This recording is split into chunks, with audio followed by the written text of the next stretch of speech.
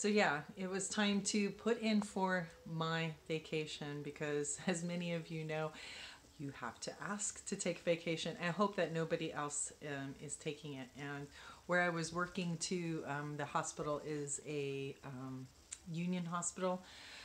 So, you know, last man on the totem pole I was. And so I just started looking at the calendar that already had everybody's approved vacations, and I worked backwards. I decided, you know what, I'm going to look for all the gaps where nobody's on vacation, and that happened to be in February. And so I said, great, I'm going to put in, there's a whole like 2 weeks together. I'm going to put in for that. And I got it. And I was just like stoked. And then the next thing to do was to get the ticket.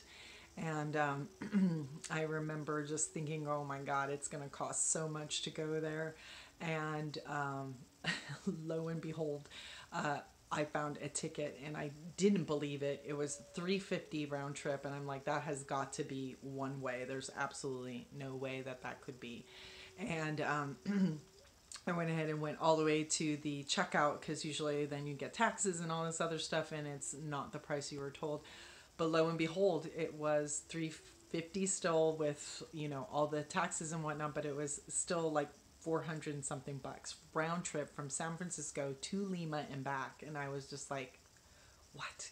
So I just took it. I went ahead and I paid for it. And I believe too, I had put in for those days off, but I hadn't got them approved, but I didn't want to wait on that ticket because I was just like, there's absolutely no way I'm going to find that again. So I bought it. And then the other thing was I hadn't even gotten okayed by Blue Morpho for the weeks that I had put in.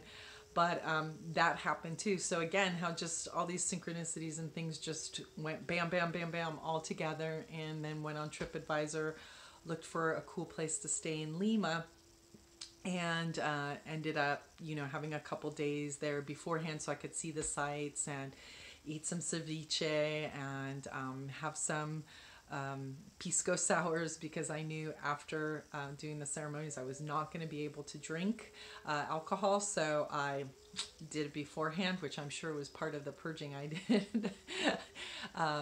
And then while I was there, it was strange. I met two people who were going to be on the same tour I was.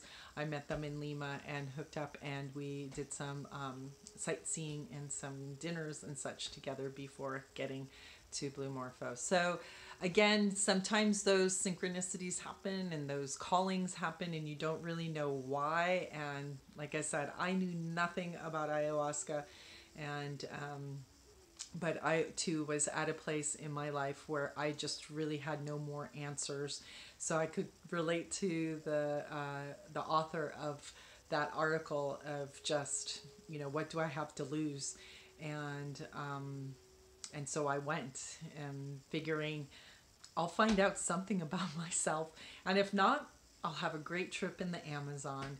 And it has continued to be an awesome trip as I continue to delve into, you know, more and more discovering about myself and about how we are all